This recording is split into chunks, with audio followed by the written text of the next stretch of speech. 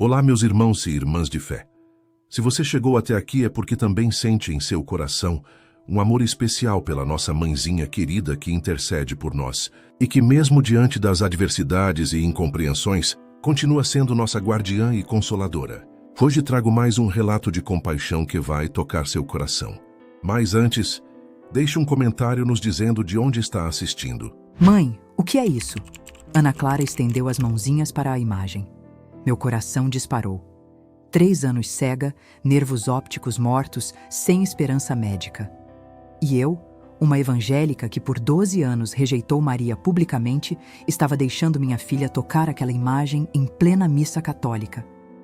É Nossa Senhora de Aparecida, filha. As palavras saíram como uma traição. O Frei Gilson observava. A igreja inteira, silenciosa. Quando os dedinhos de Ana Clara tocaram a imagem, algo mudou no ar. 4 dias depois, ela acordou diferente. Mãe, eu tô vendo você. Mas será que nervos completamente inativos podem simplesmente voltar a funcionar? Dá like e comenta de onde você está assistindo, porque o que aconteceu depois abalou não só minha fé, mas tudo que eu defendia há mais de uma década. Jamais imaginei que um dia teria a coragem, a ousadia mesmo, de levar minha própria filha cega para uma missa católica. Por 12 anos na Assembleia de Deus em Caruaru, minha fé evangélica era inabalável. Missas católicas? Para mim, rituais vazios. Homilias? Pura heresia, especialmente quando falavam de Maria. Qualquer menção à devoção mariana era um erro teológico grave, algo a ser repudiado sem hesitação, não importava o contexto ou a situação. Mas então, o impensável aconteceu. Levei Ana Clara, minha filha de 3 anos, a mesma que jamais havia visto meu rosto, àquela igreja. E lá, durante a missa do Frei Gilson, permiti que suas pequenas mãos tocassem a imagem de Nossa Senhora Aparecida. O que se seguiu? Algo que não só me deixou em choque, mas paralisou a igreja inteira. Um momento tão extraordinário que redefiniu nossas vidas para sempre. Se você, como eu, é evangélico e tem a certeza absoluta de que as devoções católicas a Maria precisam ser rejeitadas, ou se já considerou a veneração mariana como idolatria grave, então prepare-se, porque vou te contar como uma mulher de convicções inabaláveis descobriu que Deus, às vezes, responde às nossas certezas de maneiras que nunca, jamais poderíamos imaginar. O que aconteceu naquele domingo mudou minha fé, meu casamento, minha vida espiritual e a saúde da minha filha. Se você acha que sabe como essa história termina, prepare-se para se surpreender. Eu sou Sandra, 36 anos, enfermeira em Caruaru, Pernambuco. Por 12 anos, fui uma voz ativa e conhecida na Assembleia de Deus. Meu conhecimento bíblico era profundo e meu repúdio a qualquer devoção mariana católica veemente. Minha conversão, aos 24, não foi só espiritual, foi intelectual e profundamente combativa. Desenvolvi uma necessidade quase compulsiva de expor publicamente qualquer erro doutrinário católico que cruzasse meu caminho, especialmente no que dizia respeito a Maria. Minha marca como assembleiana. A disposição de confrontar. Eu não temia expressar abertamente minha rejeição a qualquer devoção católica a Maria que considerasse antibíblica. Eu racionalizava. Se pregam que Maria pode interceder, minha obrigação cristã é testemunhar que só Jesus é o mediador. Hoje reconheço. Era uma arrogância disfarçada de zelo pela verdade. No Hospital Municipal de Caruaru, onde eu trabalhava, minhas colegas enfermeiras eram católicas, praticantes. Quando elas comentavam sobre as homilias que ouviam, especialmente as sobre Nossa Senhora Aparecida, eu as corrigia sem dó. Eu declarava sem piedade. O que o padre disse é antibíblico. Vocês precisam ler a Bíblia e entender. Há um só mediador entre Deus e os homens, Cristo Jesus. Minha especialidade como enfermeira. Identificar erros teológicos nas devoções católicas e levantar objeções públicas, sempre com a Bíblia na mão. Colecionava recusas a convites para missas, procissões e eventos católicos, sempre pontuando as correções doutrinárias. Eu me justificava quando os católicos reclamavam: tenho o direito de expressar minha fé. Se vocês falam de Maria publicamente, eu posso testemunhar publicamente que isso é errado segundo a Bíblia. Fui além. Publiquei posts e mais posts nas redes sociais, dissecando os erros da devoção mariana. Eu argumentava que nós, evangélicos, tínhamos o direito de rejeitar publicamente qualquer intercessão por Maria. Hoje, com a clareza da retrospectiva, vejo que era uma distorção perigosa do direito de expressão religiosa. Uma intolerância disfarçada de zelo evangélico. Aos 28, casei com Marcos. Ele, tão assembleiano quanto eu, e igualmente combativo. Compartilhávamos a mesma missão: confrontar católicos publicamente sobre Maria. Éramos uma família evangélica militante, orgulhosos de defender a verdade bíblica em qualquer lugar, sem medo. Em 2021, veio ao mundo nossa Ana Clara. Nossa alegria, sim, mas também nossa alegria combativa. Nossa vida familiar girava em torno disso. Debates teológicos e um repúdio público constante às devoções católicas. Havia um tempo, eu confesso, em que minha voz ecoava com uma convicção inabalável. Nós, na igreja, éramos incansáveis em desmascarar os equívocos católicos sobre Maria, ensinando a todos a rejeitá-los publicamente e sem hesitação. Meus pais, figuras de autoridade em nossa fé, defendiam com veemência que apenas Jesus é o intercessor supremo, e eu propagava essa verdade com um orgulho quase impetuoso. Jamais recuávamos diante das devoções marianas. Nossa voz era firme e clara. Mas então, a vida nos pregou uma peça cruel, um evento que colocaria à prova de forma brutal toda a minha soberba teológica. Ana Clara nasceu. E com ela, veio o diagnóstico, completamente cega de nascença. A realidade, porém, era um golpe devastador, proferido pelos médicos com uma clareza implacável e chocante. Os nervos ópticos de Ana Clara estão totalmente inertes, explicou o Dr. Cardoso, o oftalmologista. Não há atividade cerebral. Ela jamais terá a dádiva da visão. Não existe tratamento, não existe cura. É uma condição irreversível, que compromete a visão por completo. Eu, uma mãe desesperada, mas uma assembleiana de fé inabalável, redobrei minhas orações e minha confiança exclusiva em Jesus. Nossa igreja se mobilizou, unida em campanhas especiais de oração e jejum. Eu suplicava a Deus com todas as minhas forças, usando cada grama da minha fé. Senhor, cure minha filha. Não preciso de intermediários, não preciso da intercessão de santos mortos. Cristo é absolutamente tudo o que eu preciso. Os meses voavam, mas a escuridão persistia. Os olhinhos de Ana Clara não reagiam à luz. Ela vivia num mundo de sons e texturas, sem nunca ter visto meu rosto, o rosto do Pai, absolutamente nada. O mundo de Ana Clara era um universo à parte, conhecido através de um toque de cuidado extremo, memorizando texturas, formas, temperaturas.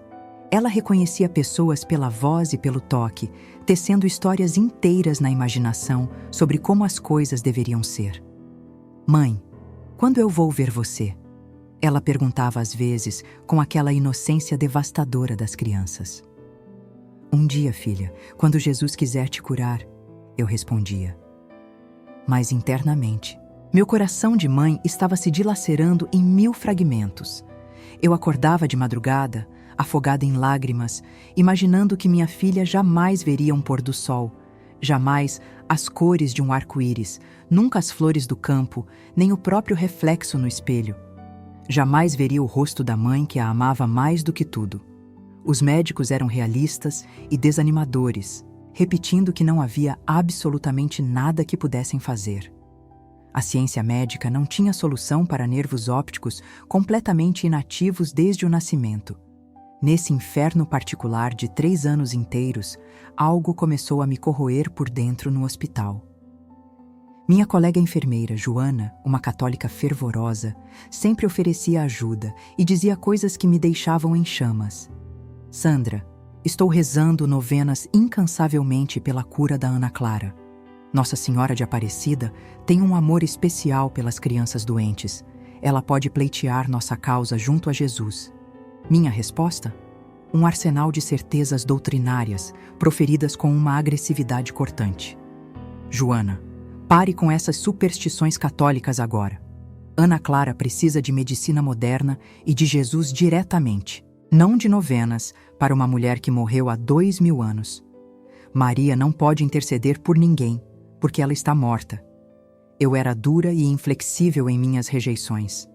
Hoje, sinto uma vergonha que queima na alma pela forma como eu tratava Joana e outras católicas. Em junho de 2024, quando Ana Clara completou 3 anos, ainda totalmente cega, seus nervos ópticos permanecendo completamente inativos, Joana fez uma proposta que reescreveria meu destino para sempre.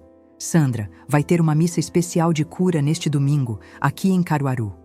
Um frade franciscano muito especial, Frei Gilson, vai pregar sobre Nossa Senhora de Aparecida e crianças doentes. Por que você não vem com Ana Clara apenas para receber oração? Não precisa participar de tudo, apenas receba a oração. Minha primeira reação foi rechaçar com desprezo visceral e até alguma raiva. Eu? Ir a uma missa ouvir heresias sobre Maria? Nunca! Isso é a mais pura idolatria. Vocês católicos adoram imagens e pregam a intercessão de mortos. Mas Joana insistiu, com uma paciência que eu não merecia. Sandra, Ana Clara está completamente cega há 3 anos. Os médicos não têm absolutamente nenhuma esperança. Disseram que é impossível ela ver. O que custa tentar, vindo apenas uma única vez, só para receber uma oração? Todos falavam sobre Frei Gilson. Diziam que ele era especial, que nas suas missas acontecimentos verdadeiramente extraordinários se manifestavam. Mas foi o desespero, uma maré avassaladora de desespero maternal, que começou a corroer minha férrea rigidez doutrinária. 3 anos. 3 longos anos vendo minha filha sem enxergar. 3 anos de orações que se perdiam no vazio, de uma esperança que dia após dia desvanecia. Está bem, eu vou, decidi, com um ultimato. Mas se aquele frade ousar proferir heresias sobre Maria, saio na mesma hora. E só vou uma única vez, só para você constatar. Nada, absolutamente nada vai acontecer. Quando revelei a Marcos minha decisão, a reação foi explosiva. Ele explodiu em fúria, os olhos alarmados. Sandra, ele vociferou. Você sabe perfeitamente que missas católicas são um território espiritual perigosíssimo. Eles adoram imagens, pregam heresias sobre Maria, praticam rituais sem base bíblica alguma. Eu sei de tudo isso, Marcos, retruquei, a voz carregada de resignação. Mas vou apenas uma única vez. É para Joana parar de insistir. É para mostrar de uma vez por todas que não funciona, que tudo não passa de superstição vazia. Naquela noite de sábado, véspera da missa, o sono me abandonou. Uma guerra espiritual feroz se travava em meu íntimo. Minha fé evangélica, de 12 anos, gritava, acusando-me de trair cada princípio que eu defendia. Mas em um contraste brutal, meu coração de mãe sussurrava algo completamente diferente. Senhor Jesus, implorei em silêncio. Perdoa-me se estou errando terrivelmente. Mas minha filha está cega há 3 anos, e eu, honestamente, não sei mais o que fazer. No domingo de manhã, vesti Ana Clara com aquele delicado vestido azul que minha mãe lhe dera. Ela, tão pequena, estava animadinha, curiosa, sem compreender exatamente nosso destino. Mãe, vamos passear? Vamos ver a vovó? Ela perguntou. Vamos num lugar diferente, filha. Um lugar novo, respondi, tentando soar convincente. No trajeto até a igreja de Nossa Senhora das Dores, a batalha interna se intensificou. Cada quilômetro percorrido era um tormento. Minha fé evangélica, forjada em 12 anos de convicção, berrava acusações furiosas. Você está traindo Cristo, está buscando Maria em vez de Jesus. Está entrando voluntariamente em território de idolatria. Satanás vai usar isso contra você. Mas meu coração de mãe, dilacerado pelo desespero, sussurrava uma melodia mais suave e perturbadora. E se Deus quiser usar outro caminho? E se eu estiver com minhas próprias mãos fechando uma porta que Ele deseja abrir? E se minha teologia, tão limitada, estiver me impedindo de receber algo grandioso? Quando enfim chegamos à igreja, a surpresa me atingiu em cheio. O templo estava abarrotado, um mar de gente. Rapidamente calculei. Aproximadamente 900 pessoas ali. Joana nos aguardava, radiante, na entrada principal. Sandra, Ana Clara, que alegria imensa vocês terem vindo. Não imaginam como estou feliz. Ela nos envolveu em um abraço de entusiasmo genuíno e acolhedor. Mas eu estava uma estátua, tensa, rígida, defensiva, mentalmente pronta para partir a qualquer sinal de idolatria mariana. Joana, adverti, a voz baixa e firme. Eu vim, como prometi, mas se começarem a adorar Maria, saio imediatamente, sem hesitar. Relaxa, Sandra, ela sorriu. Você vai ver que não é absolutamente nada do que você pensa. Assentei-me em uma posição estratégica, bem central, que me permitisse uma fuga rápida, se preciso. Ana Clara estava aconchegada no meu colo, sua cabecinha apoiada confortavelmente no meu ombro. Quietinha, absorvia aquele ambiente completamente novo através de seus outros sentidos, agora aguçados. A igreja exalava um aroma inconfundível, velas acesas e incenso. Ana Clara franziu o narizinho minúsculo. Que cheiro diferente, mãe. Nunca senti isso antes, ela murmurou. É o cheiro da igreja católica, filha, expliquei, a voz quase um sussurro. Durante toda a missa, meus olhos eram um scanner. Observei cada detalhe, criticamente, registrando mentalmente cada movimento, cada palavra, pronta para identificar qualquer erro doutrinário grave que pudesse servir de argumento irrefutável. As leituras, para minha surpresa, eram profundamente bíblicas. Fiquei desconcertada. Os cânticos, então, predominantemente sobre Jesus. Outra surpresa. Pelo menos, pensei com um alívio temporário. Ainda não estão adorando Maria abertamente.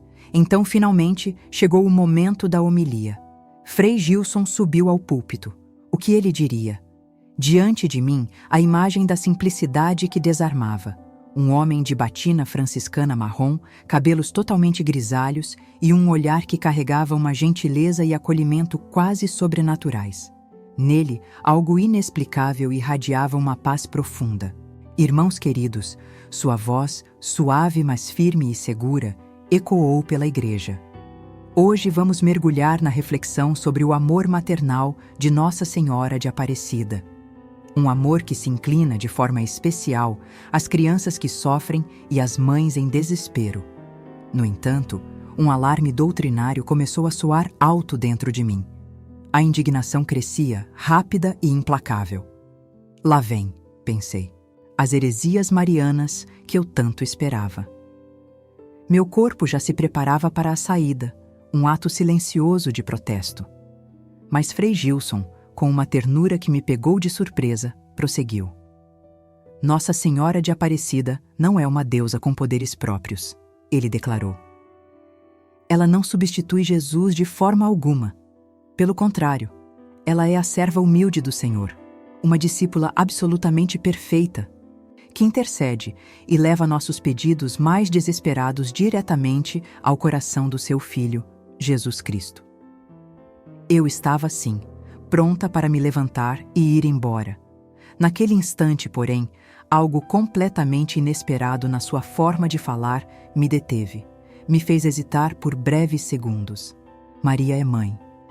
A frase simples, dita com uma emoção genuína, me fisgou.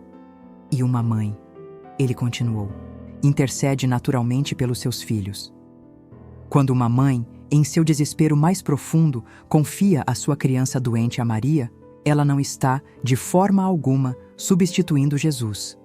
Ela está, na verdade, pedindo humildemente que a mãe de Jesus leve esse pedido urgente ao coração misericordioso do filho. Em seguida, ele mergulhou na Bíblia, citando extensivamente o capítulo 2 de João, a passagem das bodas de Caná. Sua exegese era surpreendentemente sólida, desafiando minhas expectativas. Vejam cuidadosamente, irmãos queridos, ele instou. Maria percebe que falta vinho na festa. Poderia ela ter resolvido o problema sozinha com algum poder próprio? Absolutamente não. Ela não possui poder algum por si mesma. O que ela faz então? Ela leva o problema, que ela mesma identificou, diretamente a Jesus. E então, aos servos, ela pronuncia algo absolutamente fundamental: fazei tudo o que ele vos disser. Frei Gilson, com um olhar de ternura genuinamente paternal, percorreu a igreja lotada.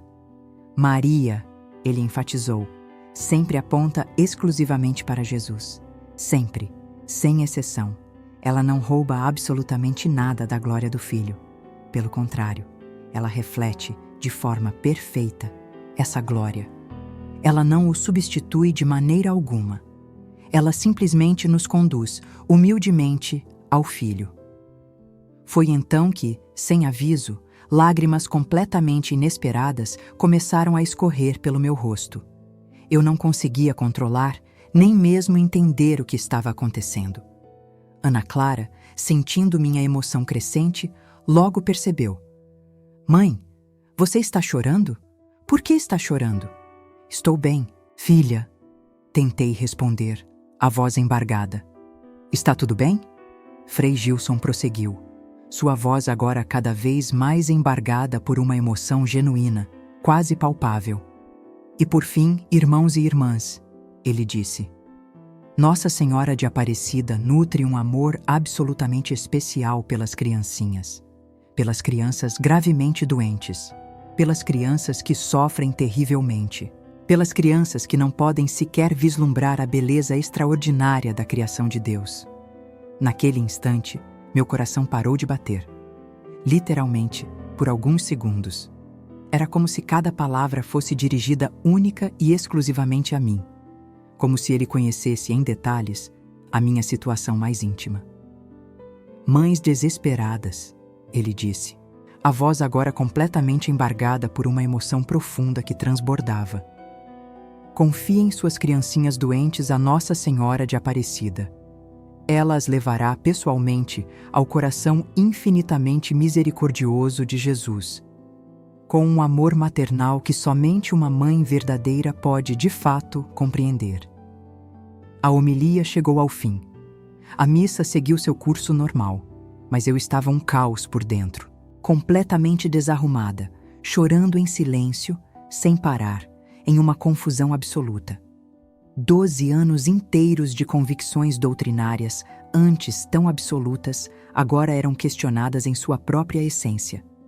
Quando a missa, finalmente, chegou ao seu desfecho, a maioria das pessoas começou a deixar a igreja, aos poucos. Eu, porém, permaneci ali, sentada, completamente esgotada, sem forças físicas ou emocionais para sequer me mover. Foi então que Ana Clara, com sua mãozinha pequenina, puxou suavemente minha manga. Mãe, posso andar um pouquinho? Quero conhecer esse lugar. Pode sim, filha, respondi, tentando soar normal. Mas ande devagar e com muito cuidado. Ana Clara escorregou do meu colo com uma delicadeza peculiar e com sua palminha curiosa estendida para o ar, começou a explorar o corredor central da igreja. Ela, que nunca enxergou, guiava-se perfeitamente, absorvendo o mundo com uma sensibilidade que me fascinava e me aterrorizava. Eu a seguia de perto, meus olhos fixos em cada movimento, meu corpo pronto para qualquer eventualidade. Mas foi naquele instante que o extraordinário se manifestou. Ana Clara, sem aviso, parou. Congelou. Bem ali, diante do altar lateral, onde a imagem de Nossa Senhora de Aparecida irradiava uma beleza quase palpável. Meu coração, você não vai acreditar, disparou como um trovão. Ela era linda. O manto azul profundo, bordado com estrelas douradas que pareciam cintilar. A coroa imperial sobre a cabeça morena, as mãos estendidas em um gesto de acolhimento e aquele rosto sereno, uma promessa de paz que acalmava a alma. Tem alguém bem aqui, mãe? Sinto uma presença. Aquelas palavras. Meu sangue gelou nas veias. Não tem ninguém, filha. É só uma imagem, uma estátua. Eu tentei racionalizar, mas ela insistiu. Tem sim, mãe. Eu sinto muito forte. É uma senhora muito boa e carinhosa. Minha voz falhou. Como você sabe que é uma senhora, Ana Clara? Você nunca viu nada. Ela, com a pureza dos seus sentidos aguçados, respondeu. Eu sei, mãe. Eu sinto aqui dentro. E então, deu um passo à frente, as mãozinhas no ar, explorando o invisível. Posso tocar, mãe, por favor? Olhei em volta, quase em pânico. A igreja estava vazia, exceto pelo Frei Gilson conversando lá no fundo e Joana, que havia ido ao banheiro. 12 anos de doutrina evangélica gritavam na minha cabeça. Não, isso é idolatria. Saia agora. Você está permitindo que sua filha toque um ídolo pagão. Era um conflito brutal, mas no fundo do meu coração de mãe, um sussurro mais suave, mais profundo e desesperadamente real desafiava tudo. E se for verdade? E se Deus estiver agindo aqui? E se a sua teologia estiver errada? Pode tocar. Sim, filha. Minha voz mal saiu. Peguei Ana Clara no colo, meu coração martelando no peito, e a ergui até a altura da imagem. E então aconteceu. Ela estendeu as mãozinhas, devagar, com uma reverência que nunca, jamais, tinha presenciado nela. Era algo extraordinário. Seus dedinhos roçaram o gesso frio, exploraram o manto azul bordado de estrelas, subiram ao rosto sereno, desceram as mãos estendidas. E ali ela ficou. Simplesmente ficou. Tocando. Ela continuou ali, tocando a imagem de Nossa Senhora, por um tempo que parecia desafiar o relógio. 1 minuto, 2, 3 minutos inteiros. Eu estava prestes a puxá-la, a dizer que já era o suficiente, mas uma força invisível, inexplicável, me paralisou. Havia algo diferente, algo profundamente único na forma como Ana Clara tocava. Não era a curiosidade infantil de sempre, era conexão. As mãozinhas dela exploravam cada curva, cada detalhe, com uma delicadeza e uma ternura que me diziam: ela estava conhecendo alguém, alguém real, alguém especial. Finalmente, depois do que pareceu uma eternidade, Ana Clara retirou as mãos, suavemente, e envolveu meus bracinhos em um abraço firme no meu pescoço. Ela sussurrou, tão baixo, tão incrivelmente baixo, que quase não ouvi. Ela é linda, mãe. Muito, muito linda. Naquele exato instante, meu mundo inteiro parou. Congelou. Nada mais importava. Como você pode saber isso, Ana Clara? É impossível. Você nunca viu absolutamente nada na vida.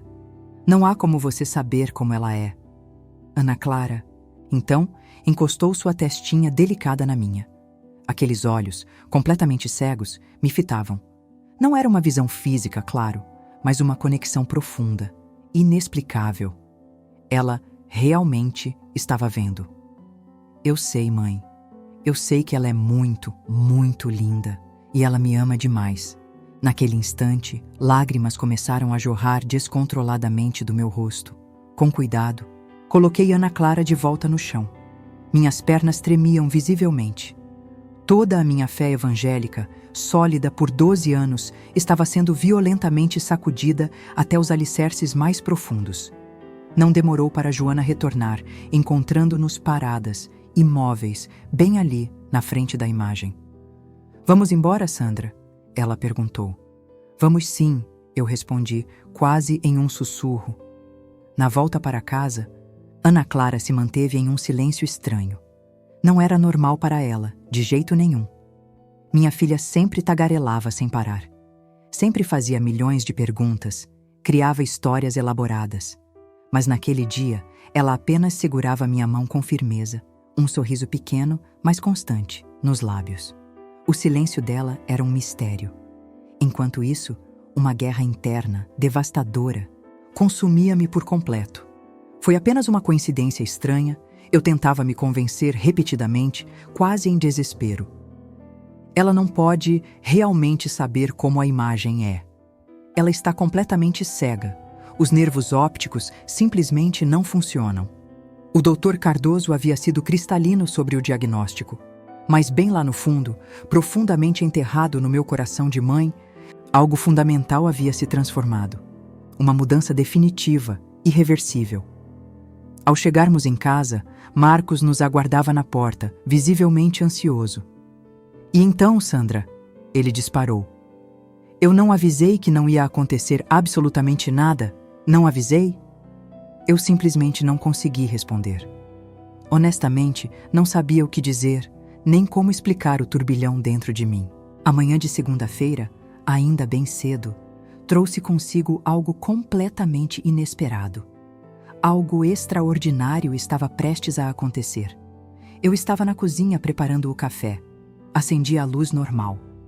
Na sala, Ana Clara brincava calmamente com seu ursinho de pelúcia favorito. De repente, ela virou a cabeça. Virou-a exata e precisamente na direção da cozinha iluminada. Meu coração literalmente perdeu várias batidas. Ana Clara, o que foi, filha? Eu perguntei, a voz embargada. Nada, mãe, ela respondeu. Como você sabia que eu estava aqui na cozinha agora? Minha pergunta mal havia saído quando ela soltou. Eu vi você acender a luz, mãe. Vi uma coisa brilhante aparecer lá. A caneca que eu segurava escorregou e caiu, pesadamente, no chão duro. Espatifou-se por completo. Café quente se espalhou por toda parte. Ana Clara, você não pode ter visto nada. Eu insisti, a voz em pânico. Você está completamente cega desde que nasceu. Ela inclinou a cabecinha, confusa com minha reação tão forte. Mas eu vi sim, mãe. Vi uma coisa brilhante e bonita aparecer bem ali onde você estava. Marcos entrou correndo na cozinha, assustado com a bagunça. O que aconteceu aqui? Por que deixou cair tudo? Ele perguntou alarmado. Marcos, eu comecei, a voz trêmula. Ana Clara acabou de dizer que viu quando acendi a luz. Disse que viu algo brilhante. Ele me encarou, incrédulo. Sandra, isso é completamente impossível. Você sabe perfeitamente que é totalmente impossível. Eu sabia. Mas como ignorar o que meus ouvidos tinham acabado de captar? Eu sei que é impossível, eu respondi, mas ela disse que viu. Passei toda aquela semana seguinte observando Ana Clara, obsessivamente. Procurava desesperadamente por mais sinais, testando-a constantemente. Eu queria, desesperadamente, acreditar. Mas um medo paralisante me impedia de me iludir por completo. Na terça-feira seguinte, decidi fazer um teste. Deixei, deliberadamente, um brinquedo grande bem no meio do corredor principal. Ana Clara caminhou normalmente, sem hesitar, e desviou com perfeição. Não tropeçou, não tateou procurando, apenas desviou, com a naturalidade de quem vê. Coincidência pura! Marcos disparou categoricamente quando contei tudo em detalhes. Ela provavelmente ouviu você colocando o brinquedo bem ali antes. Marcos, eu retruquei. Ela estava em outro cômodo, completamente diferente, distante. Não havia, absolutamente, como ela ter ouvido nada. Era quarta-feira. Entrei no quarto da Ana Clara como um fantasma. Cada passo descalço calculado, cada respiração contida. Nem um som, nem uma palavra. Lá estava ela, tranquila no chão, imersa nos seus brinquedos táteis. De repente, antes que eu sequer pudesse me mover, aqueles bracinhos se estenderam na minha direção. Mãe, você voltou. Meu sangue gelou, congelou. Como? Como ela sabia que eu estava ali, parada, invisível? Eu não fiz barulho. Eu vi você ali, mãe. Vi uma coisa na porta aparecendo. Aquilo me partiu. Corri em pânico para fora do quarto. Me tranquei no banheiro e desabei em um choro incontrolável, por um tempo que pareceu eterno. Meu Deus, eu pensava, o que está acontecendo?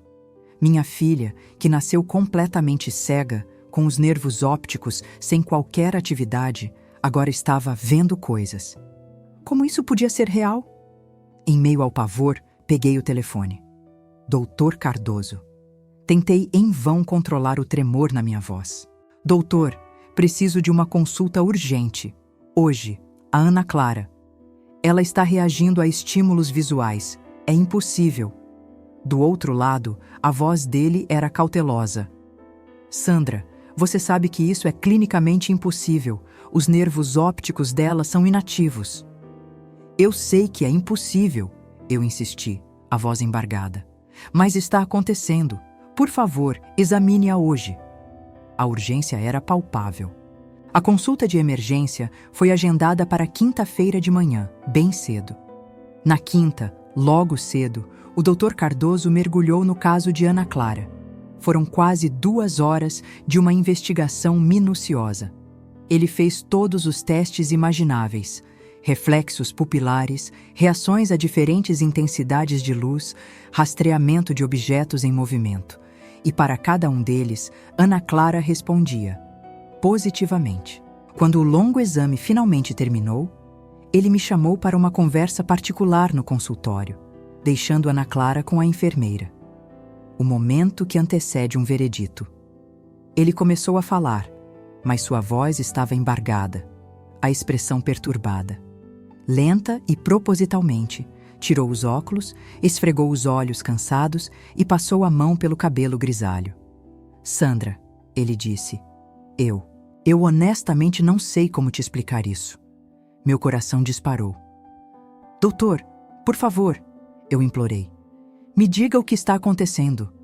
A resposta veio, um soco no estômago. Os nervos ópticos de Ana Clara estão ativos, há atividade mensurável. Onde?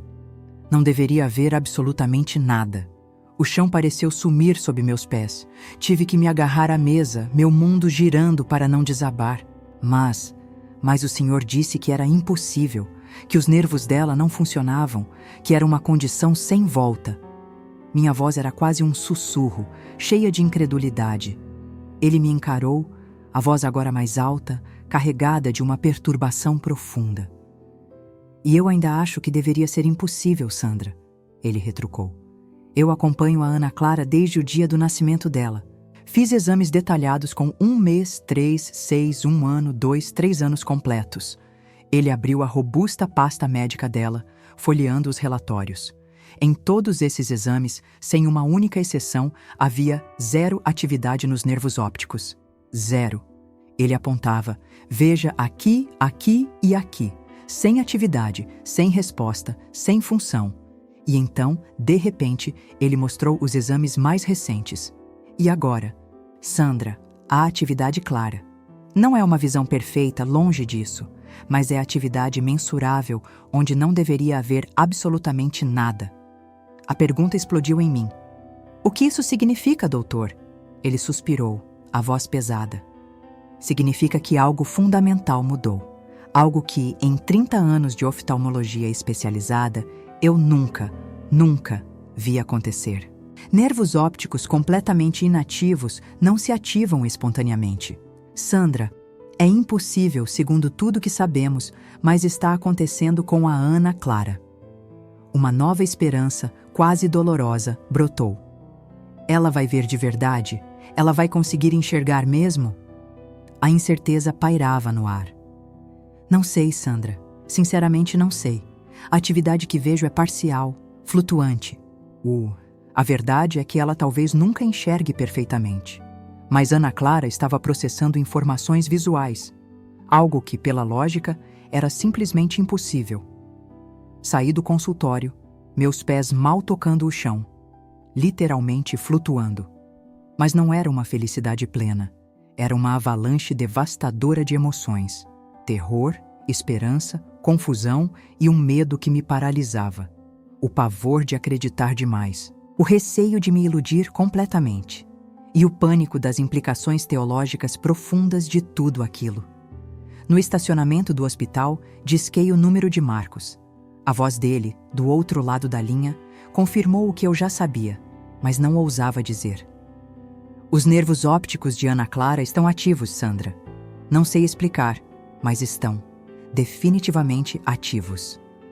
Um silêncio gélido e pesado se instalou. Marcos, você está me ouvindo?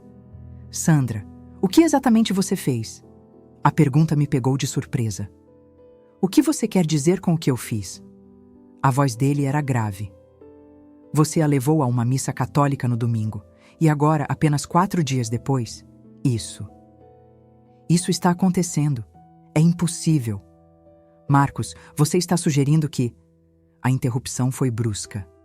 Sandra, isso é um território espiritual perigosíssimo. Pode ser uma manifestação demoníaca, Clara. Satanás é capaz de produzir sinais e prodígios enganadores para iludir até os escolhidos. Marcos, nossa filha está começando a ver. Como algo assim pode ser demoníaco? Ele parecia irredutível. É exatamente por isso que é tão perigoso. Você não percebe? O inimigo está te seduzindo através dela, da sua própria filha. Ele sabe que você faria qualquer coisa por ela. Eu estava em choque. Marcos, não consigo acreditar no que estou ouvindo. A resposta dele veio rápida, implacável. Sandra, vou ligar agora para o pastor Josué. Precisamos de libertação espiritual urgente. Para Ana Clara. E para você também, pelo visto. Desliguei o telefone de repente. Ali, no estacionamento lotado do hospital, desabei em prantos incontroláveis. Senhor Jesus, eu implorava em silêncio. Eu não entendo absolutamente nada.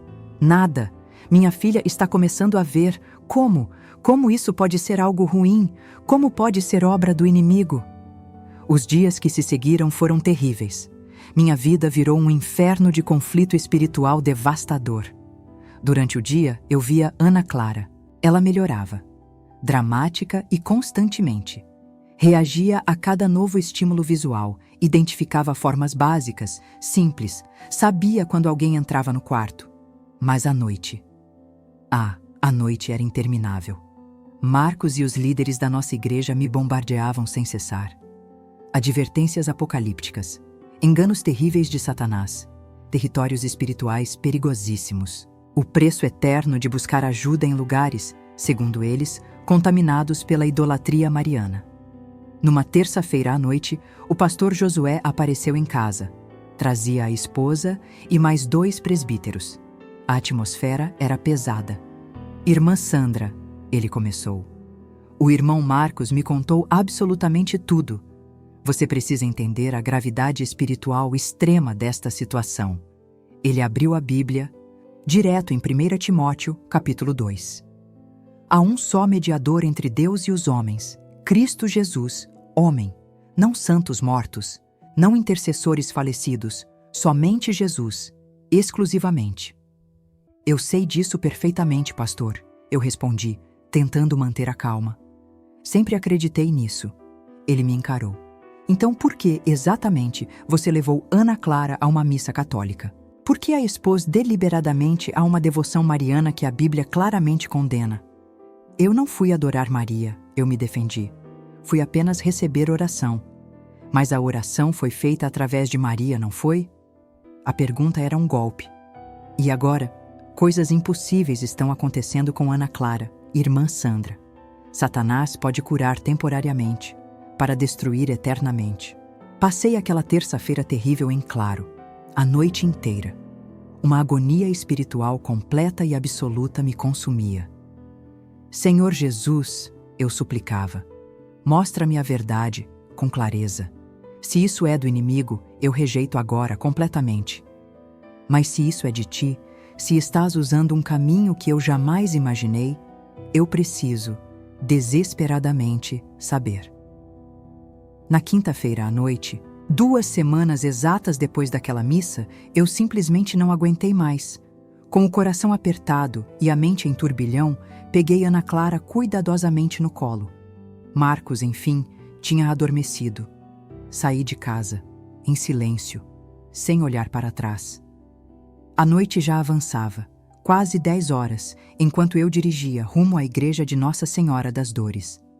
O portão estava trancado, as portas fechadas, mas uma luz ainda brilhava na casa paroquial, ao lado, uma pequena chama de esperança. Eu golpeava a porta com urgência, cada batida um grito mudo do meu coração.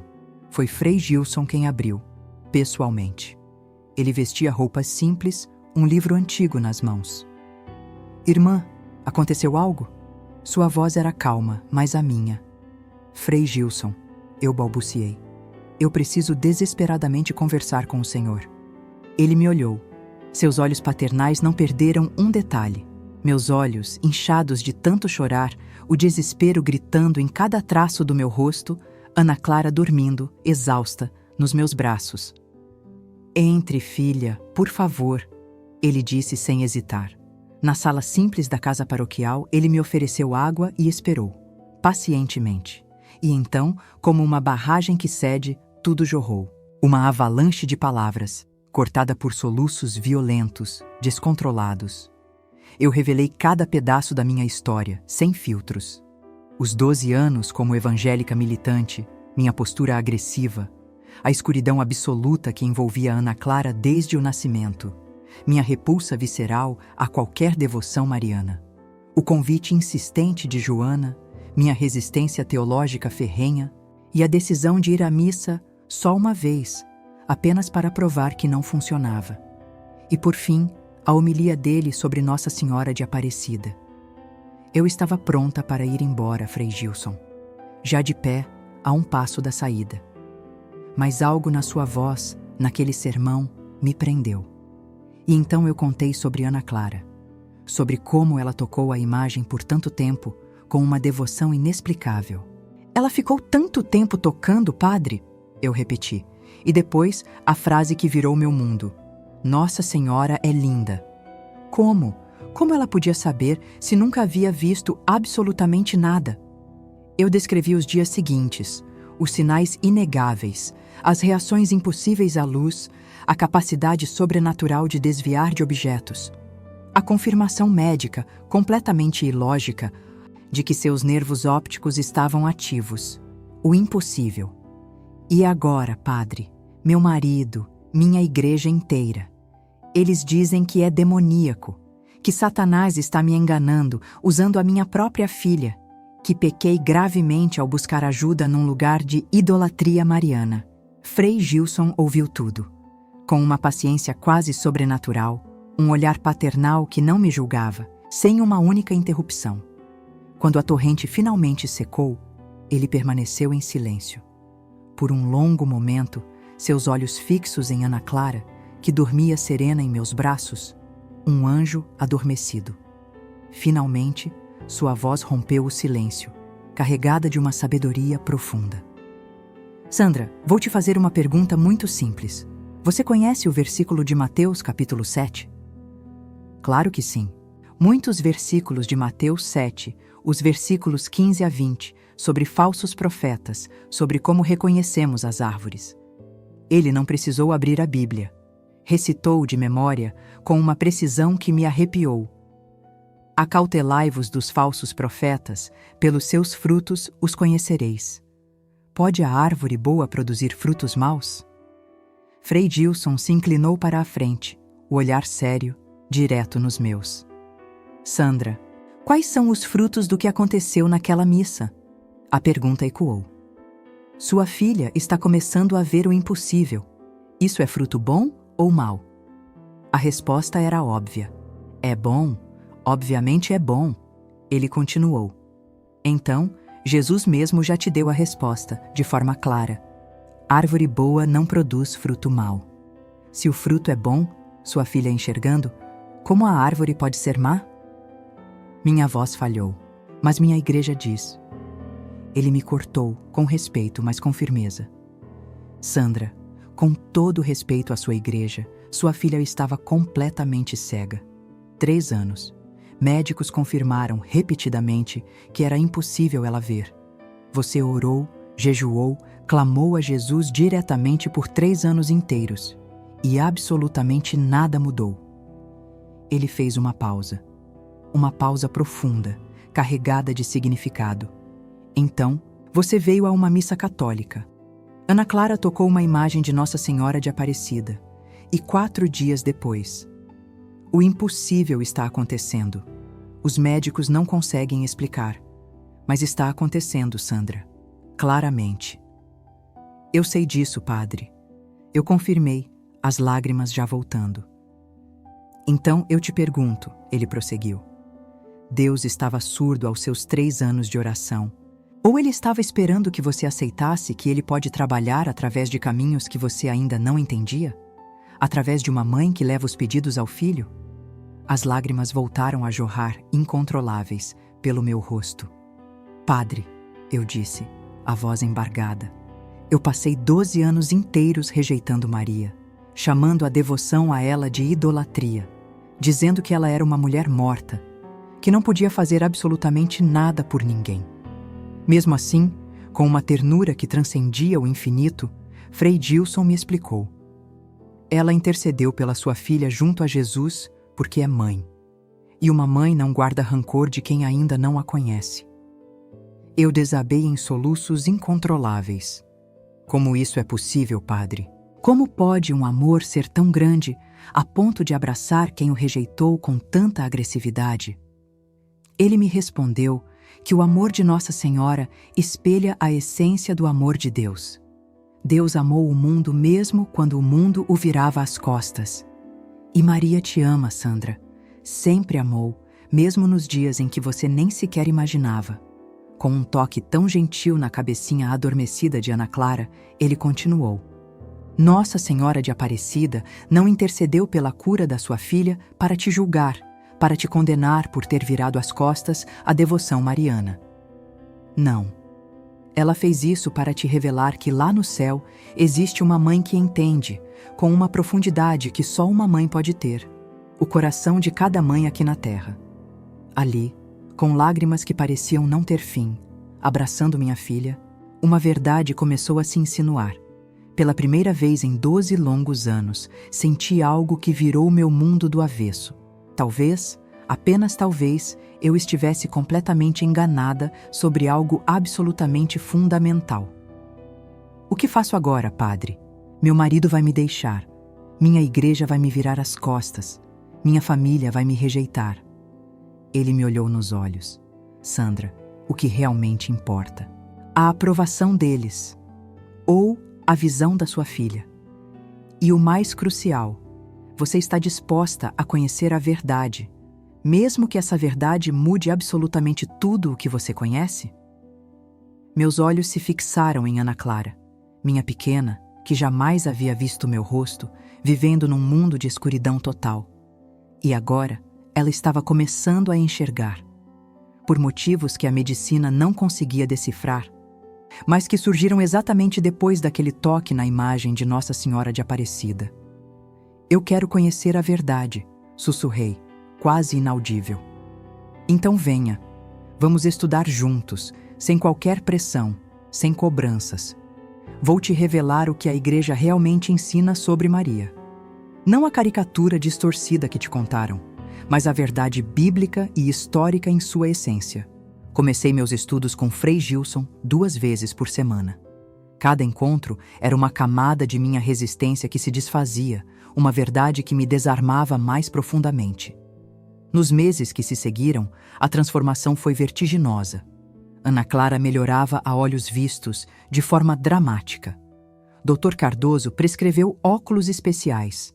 A atividade nos nervos ópticos, antes inativa, crescia consistentemente. Dezembro de 2024, 6 meses exatos após aquela missa que virou minha vida. O dia mais extraordinário estava prestes a acontecer. Com as mãos trêmulas, coloquei os óculos recém-prescritos. Ana Clara, minha filha, vamos experimentar os óculos novos. Abra os olhos. Devagar. Ela abriu os olhos, lentamente. Ficou imóvel, completamente paralisada por segundos que pareceram uma eternidade, absorvendo o quarto ao redor. Então, seus olhos se fixaram nos meus. E pela primeira vez em seus 4 anos de vida, Ana Clara viu. Viu o rosto da própria mãe. Não era uma visão perfeita. Havia um leve embaçamento nas bordas. Mas ela viu. E as lágrimas começaram a rolar, quentes, por trás dos óculos novos. Mãe, ela balbuciou. Eu também chorava, incontrolavelmente. Você pode me ver, filha? Ana Clara acenou com a cabeça, em meio aos soluços. Você é assim. Ela ergueu a mãozinha, delicadamente, e tocou meu rosto, olhando e sentindo ao mesmo tempo. Você é linda, mãe.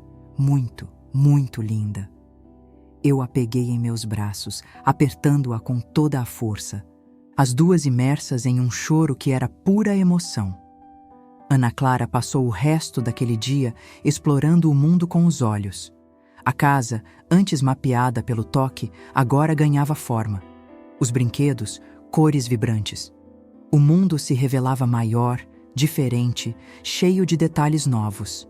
Marcos, meu marido, testemunhando a transformação irreversível de Ana Clara, uma mudança que desafiava qualquer lógica, começou a confrontar suas próprias convicções mais profundas.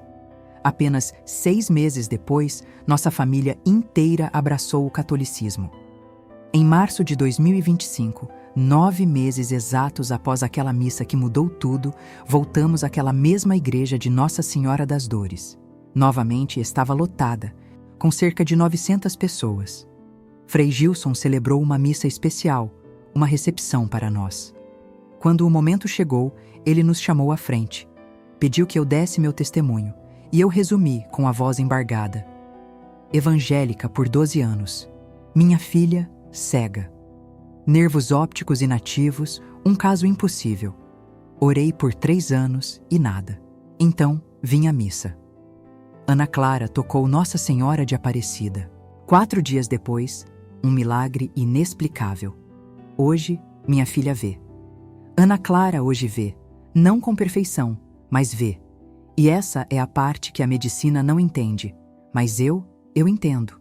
E tudo começou há 12 anos, quando eu, uma evangélica convicta, rejeitava Maria com uma certeza inabalável. Eu a rejeitava, mas ela, com uma paciência de mãe, intercedeu. Justamente quando eu a afastava, ela estendeu a mão. E por quê? Porque ela é mãe. Essa verdade explodiu em meu coração. Naquele dia, a igreja irrompeu em aplausos. Minha conversão foi um terremoto, um verdadeiro abalo sísmico que nos custou caro. Fomos expulsos da igreja, perdemos amigos, a própria família cortou laços. Mas o que perdemos em um lugar, ganhamos de volta com juros. Ganhamos uma família católica. Ganhamos uma mãe espiritual. E ganhamos o mais precioso de todos os presentes, a visão de Ana Clara. Hoje, 3 anos depois de tudo isso, Ana Clara tem 6 anos. Ela usa óculos. Sua visão não é perfeita, mas ela vê. Vê a escola, as brincadeiras, os livros. Vê as cores vibrantes do céu, a delicadeza das flores, os rostos de quem ama. O Dr. Cardoso, com seus 30 anos de carreira, chama isso de o caso mais extraordinário que já presenciou. Nervos inativos que voltaram a pulsar, a funcionar. Ele documentou cada detalhe, mas não consegue explicar. Mas eu explico. Nossa Senhora de Aparecida intercedeu. Minha vida mudou profundamente. Continuo sendo enfermeira, mas agora dedico parte do meu tempo à pastoral de acolhida. Ali, ajudo evangélicos que, como eu, estão curiosos, buscando. As 900 pessoas que presenciaram aquele dia formam hoje uma comunidade de testemunhas vivas. Muitas me dizem que minha transformação ensinou que Deus responde à rejeição não com condenação, mas com uma misericórdia que transcende. Frei Gilson afirma que naquele domingo, Deus mostrou a todos nós como Maria, com seu coração maternal, responde ao desespero, mesmo quando esse desespero está disfarçado de rejeição. E a Ana Clara? Ela tem sua própria sabedoria. Ela diz que mamãe não conhecia a tia Maria, mas a tia Maria já conhecia a mamãe e ajudou mesmo assim. É uma verdade tão simples e profunda. Eu aprendi que rejeições, na verdade, não revelam zelo, elas revelam orgulho. Eu rejeitava por pura arrogância, e essa arrogância era apenas um disfarce para a minha ignorância. Se você, neste momento, é evangélico e talvez rejeite Maria, não peço que mude sua fé por argumentos. Apenas quero compartilhar a minha história. Eu a rejeitei por 12 anos, e ela intercedeu no momento mais desesperador da minha vida. Nossa Senhora não silenciou minha rejeição com condenação, mas com uma ação maternal tão poderosa que curou minha filha cega. Aprendi que a intercessão não substitui Jesus. Pelo contrário, ela nos conduz a Ele. Maria não rouba a glória, ela a reflete. Nossa Senhora não compete com Cristo, ela nos leva direto ao coração dele. Toda sexta-feira, voltamos àquela mesma igreja. Paramos diante da imagem. E Ana Clara, que um dia tocou aquela imagem sem vê-la, agora a contempla com um amor genuíno. Ela continua linda, Ana Clara diz, e agradece sempre. Eu também agradeço, todos os dias, pela mãe que rejeitei, mas que nunca desistiu de mim, pela mãe que intercedeu quando eu a considerava morta, pela mãe que respondeu à minha rejeição com um milagre que mudou tudo, para sempre. Maria, Nossa Senhora de Aparecida, mãe que intercede pelas crianças que não podem ver. Obrigada. Obrigada por ter levado Ana Clara ao coração de Jesus, mesmo quando eu teimava em rejeitar seu papel maternal. Use nossa transformação, Senhor, para tocar outros evangélicos que, por ignorância, rejeitam o que você realmente é. Um caminho que conduz a Cristo, uma mãe que leva os filhos ao Filho. Amém. Este é testemunho pessoal para a edificação da fé. Nunca interrompa tratamentos médicos sem orientação profissional. M.